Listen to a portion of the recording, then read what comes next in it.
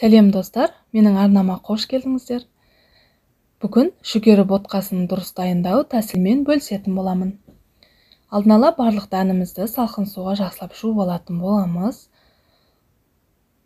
Барлық суын сырғытып, маңызды сәт бұл жерде тек қайнап тұрған судың үстінен салғаныңыз дұрыс, өте жылдам болып пісіп шығатын болады. Көп қайнатпайсыздар. Осылай барлығы су тартылғанша қайнататын боламыз. Оның үстінен сүтімізді құйып, қалауыңызша 1 немесе 2 ас қасық қантыңызды салып, оны да тағы да 15 минутқа қайнататын боламыз. 15 минуттан соң осылай қоюланып пісіп шығатын болады. Өзіңіздің қалауыңыз бойынша сәндеп дастарханға ұсынсаңыз болады. Достар, менің видеом ұнаса, комментарий қалдырып, парақшама тіркеліп кетіңіз.